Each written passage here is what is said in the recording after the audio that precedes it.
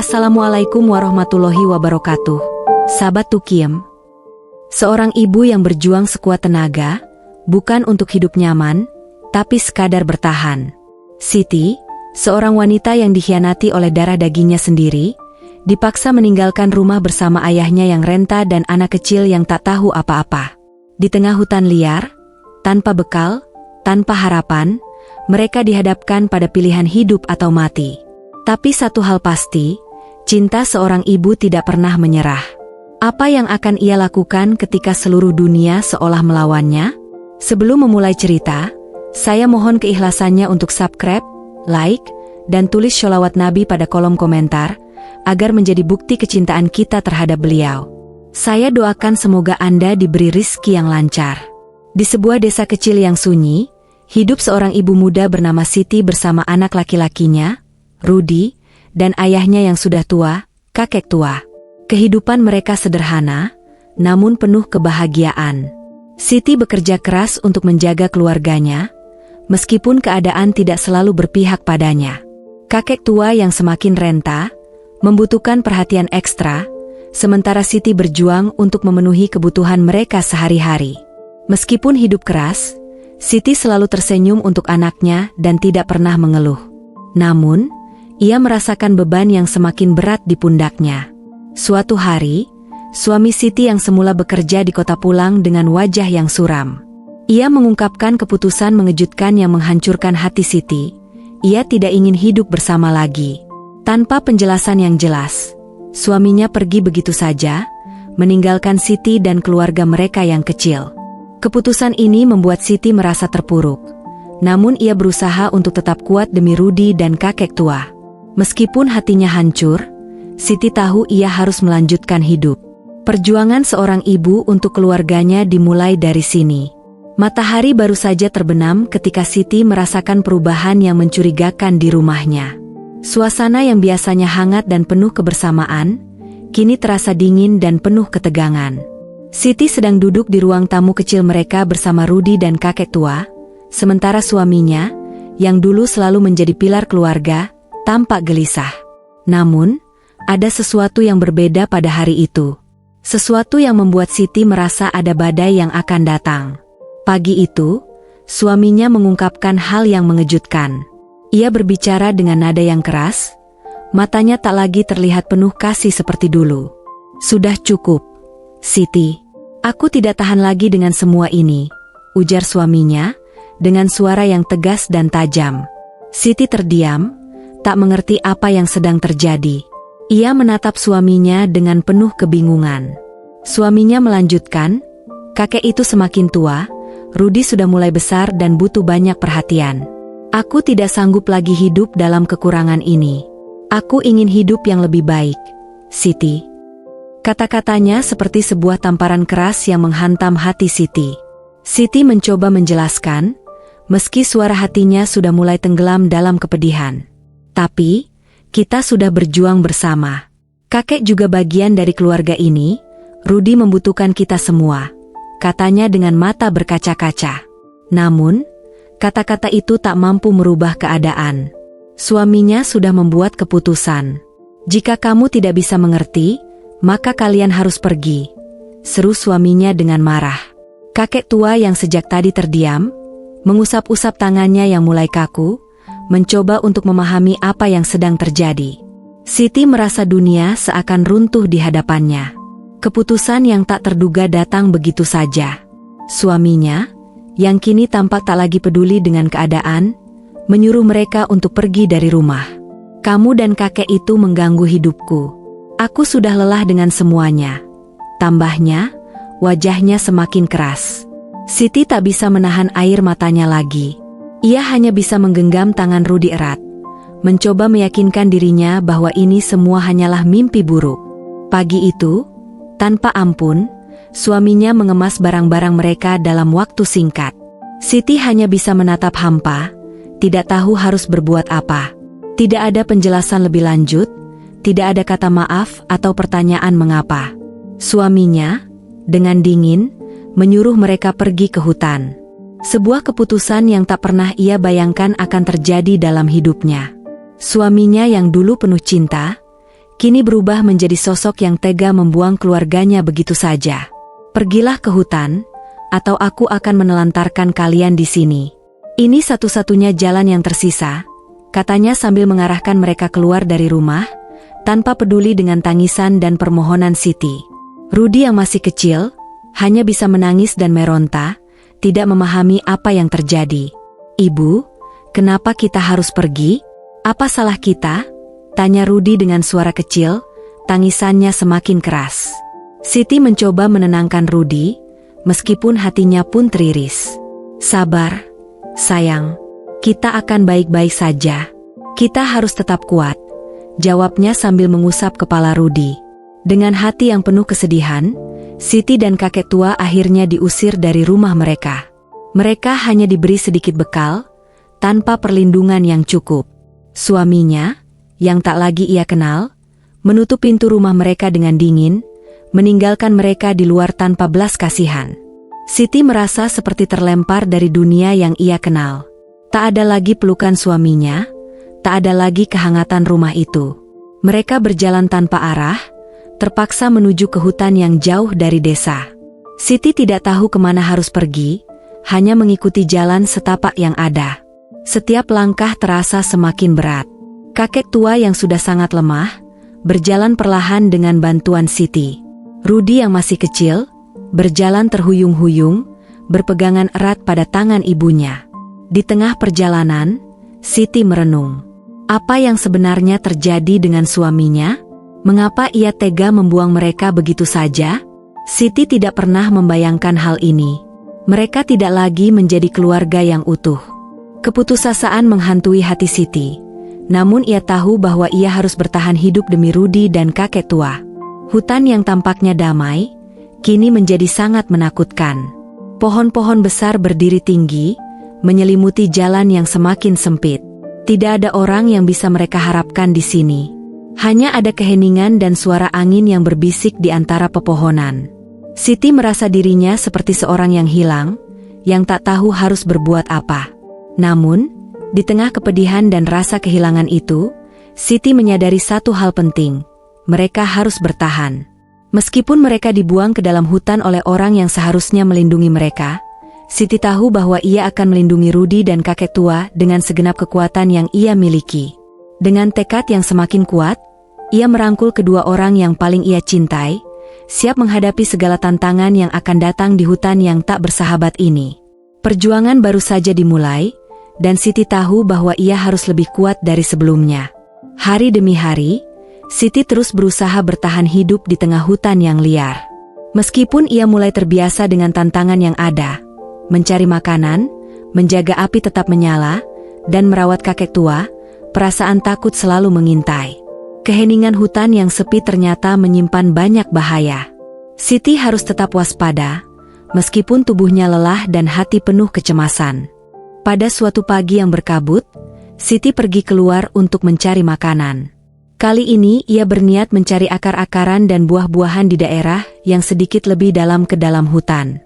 Ia membawa sebuah pisau kecil yang bisa digunakan untuk menggali akar atau memotong tanaman, serta beberapa kantong kecil untuk menyimpan hasil buruannya. Rudy, seperti biasanya, tetap tinggal bersama kakek tua di tempat mereka beristirahat, meskipun ia tampak tidak senang harus berpisah dengan ibunya. Siti berjalan perlahan, berusaha menjaga langkah agar tidak mengeluarkan suara yang bisa menarik perhatian makhluk berbahaya. Hutan terasa semakin lebat dan gelap seiring berjalannya waktu. Suara-suara binatang liar terdengar semakin dekat, namun Siti tetap fokus pada pencariannya. Ia menggali tanah dengan pisau kecilnya, mencari akar yang dapat dimakan untuk menambah persediaan makanan mereka. Namun, tiba-tiba, sesuatu yang tak terduga terjadi. Dari balik semak-semak, terdengar suara langkah kaki yang berat dan berirama. Siti terhenti sejenak, mendengarkan dengan seksama. Suara itu semakin mendekat. Tiba-tiba, dengan gerakan cepat dan lincah, seekor harimau muncul di hadapannya. Siti terperangah, tubuhnya membeku. Harimau itu berdiri hanya beberapa meter darinya, matanya tajam dan berbinar. Nafasnya terdengar berat, seolah sedang mengamati mangsanya. Dengan tubuh kekar dan cakar yang tajam, harimau itu terlihat sangat besar dan menakutkan. Siti merasa kakinya tidak bisa bergerak. Tubuhnya terlalu takut untuk berlari. Di dalam pikirannya, hanya ada satu hal. Ia harus menyelamatkan dirinya dan kakek tua. Tanpa berpikir panjang, ia mengambil napas dalam-dalam dan dengan pelan mulai mundur. Namun, setiap langkah yang diambilnya, harimau itu bergerak lebih mendekat. Siti tahu jika ia tetap berdiri, bahaya akan semakin besar. Ia harus mencari cara untuk menghindar dari harimau itu. Tiba-tiba, sebuah ide muncul di pikirannya. Ia melihat pohon besar di dekatnya, dengan cabang yang rendah dan cukup kuat untuk menyelamatkan dirinya. Dengan cepat, Siti melompat dan memanjat pohon itu, meskipun tangannya tergores oleh kulit pohon yang kasar. Harimau itu menggeram marah, mencoba mengejar Siti, namun tubuhnya yang besar membuatnya kesulitan untuk memanjat. Siti akhirnya mencapai cabang yang cukup tinggi, di mana ia bisa melihat ke bawah dengan jelas.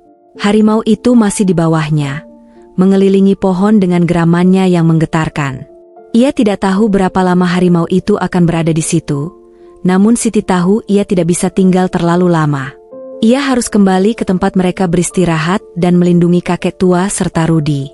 Setelah beberapa saat, harimau itu akhirnya meninggalkan tempat tersebut dengan langkah yang berat dan ragu-ragu. Siti menunggu beberapa saat lagi untuk memastikan bahwa harimau itu benar-benar pergi. Ia turun dengan hati-hati dari pohon dan segera berlari kembali ke tempat mereka. Jantungnya berdegup kencang. Sesampainya di tempat beristirahat, Siti menemukan kakek tua dan Rudi dalam keadaan yang cemas. Rudi langsung berlari ke arah ibunya, tanpa khawatir dengan keadaan Siti. "Ibu, kamu baik-baik saja?" tanya Rudi, matanya penuh kecemasan. Siti tersenyum lelah, namun hatinya lega karena mereka selamat. "Ibu baik-baik saja, sayang. Tapi kita harus lebih hati-hati," jawabnya, sambil memeluk anaknya erat. Ia tidak bercerita tentang harimau itu, karena ia tidak ingin menambah ketakutan di hati Rudi. Namun, kakek tua merasakan ada yang berbeda. "Apa yang terjadi, Siti?" tanyanya dengan suara serak, meski ia tidak bisa mengingat semuanya dengan jelas. Siti hanya mengangguk dan berkata, "Tidak ada apa-apa, kakek. Kita hanya harus lebih waspada, itu saja." Malam itu, mereka semua terdiam dalam keheningan yang mencekam. Suara-suara hutan yang menakutkan seperti angin yang berdesir di antara pepohonan dan suara binatang liar yang menggema, membuat perasaan takut kembali muncul. Namun, Siti tetap berusaha tegar. Ia tahu, sebagai ibu, ia harus menjadi pelindung bagi keluarganya. Perjuangan mereka semakin berat, namun Siti takkan pernah menyerah. Ia akan terus berjuang untuk memastikan bahwa kakek tua dan Rudi tetap aman, apapun yang terjadi. Harimau itu mungkin hanya satu dari banyak ancaman yang harus dihadapi, tetapi cinta seorang ibu adalah kekuatan yang tak akan tergoyahkan. Pada suatu hari yang penuh keputusasaan, Siti menemukan jejak kaki manusia yang mengarah ke jalan setapak. Dengan sisa tenaga, ia menggandeng tangan Rudi dan membantu kakek tua untuk berjalan. Mereka mengikuti jejak itu, berharap bertemu dengan seseorang yang dapat membantu. Tak lama setelah itu, mereka bertemu dengan seorang pria tua yang sedang mencari kayu bakar. Setelah mendengar kisah mereka, pria itu memutuskan untuk membantu mereka. Dengan pertolongan pria tersebut, Siti dan keluarganya akhirnya bisa kembali ke desa. Meskipun tubuh mereka lelah dan penuh luka, mereka merasa sangat bersyukur. Setelah berhari-hari terjebak di dalam hutan yang lebat, penuh ketakutan dan ketidakpastian, Siti, Rudi, dan kakek tua akhirnya menemukan jalan keluar. Tubuh mereka semakin lelah, namun semangat mereka tidak pernah padam. Kakek tua, meskipun sudah sangat tua dan lemah, masih mampu berjalan pelan, meskipun terkadang Siti harus menyokong tubuhnya. Rudi yang masih kecil, seringkali meminta istirahat, tetapi Siti terus berusaha meyakinkannya untuk tetap melangkah. Setelah berjalan tanpa tujuan selama beberapa hari, mereka akhirnya menemukan sebuah desa kecil yang terletak di pinggiran hutan. Dari kejauhan, mereka melihat beberapa rumah sederhana yang terlihat aman dan nyaman. Meski harapan mereka sudah hampir padam, desa ini memberi mereka sedikit secercah harapan. Ketika mereka sampai di sebuah rumah besar yang terletak di tengah desa, mereka melihat seorang pria parubaya berdiri di depan pintu. Wajahnya ramah meskipun tampak kelelahan. Siti, dengan segala tenaga yang tersisa, mendekati pria itu, mengangkat wajahnya dengan penuh rasa takut dan cemas. "Pak, kami," suaranya serak karena sudah lama tak berbicara. "Kami tidak tahu harus pergi kemana. Kami hanya butuh bantuan." Pria itu memandang mereka dengan penuh empati, lalu menyarankan mereka untuk masuk. "Mari, masuklah. Jangan berdiri di luar, kalian pasti kelelahan. Aku kepala desa di sini. Namaku Pak Ismail," ujarnya lembut. Tanpa banyak bicara, Pak Ismail mempersilakan mereka masuk dan memberi mereka tempat untuk duduk. Suasana di dalam rumah itu terasa hangat dan sederhana. Bau masakan menggoda dari dapur menyambut mereka. Siti merasa lega, namun ada keraguan dalam dirinya. Mereka tidak tahu apa yang akan terjadi selanjutnya. Setelah semua yang mereka alami, Siti merasa cemas jika mereka hanya akan menjadi beban bagi orang lain. Pak Ismail, yang tampaknya bisa membaca perasaan Siti, duduk di depan mereka. "Kalian tampaknya sudah melalui perjalanan yang berat. Apa yang sebenarnya terjadi?" tanya Pak Ismail dengan lembut. Siti terdiam sejenak, mencoba mengumpulkan kekuatan untuk menceritakan semuanya. Perlahan, ia menceritakan bagaimana keluarganya dibuang begitu saja oleh suaminya sendiri, bagaimana mereka dipaksa keluar dari rumah tanpa peringatan, dan bagaimana mereka harus bertahan hidup di tengah hutan. Suaranya terdengar penuh kesedihan, dan meskipun hatinya hancur, ia tetap berusaha untuk tidak menangis. Pak Ismail mendengarkan dengan penuh perhatian, sementara kakek tua yang terbaring lemah di kursi, hanya bisa mengangguk lemah. Rudi yang masih kecil, menggenggam tangan ibunya erat-erat, tampak bingung dengan situasi yang terjadi. Setelah mendengarkan cerita Siti, Pak Ismail mengangguk pelan. "Kalian memang sudah melalui cobaan yang luar biasa berat. Tapi kalian sekarang ada di sini, dan aku akan membantu kalian. Jangan khawatir, kalian akan aman di desa ini," ujarnya dengan tegas. Pak Ismail kemudian mengarahkan mereka ke sebuah kamar sederhana yang sudah disiapkan untuk mereka. "Ini kamar untuk kalian bertiga. Kalian bisa beristirahat dulu, makan, dan setelah itu kita bisa bicara lebih lanjut. Kami akan mencari cara untuk membantu kalian." Siti mengangguk, masih tak percaya bahwa mereka akhirnya menemukan tempat yang aman. Ia merasa sedikit lebih lega. Rudi langsung berlari ke tempat tidur kecil yang ada di sudut kamar, dan merebahkan diri dengan cepat, kelelahan.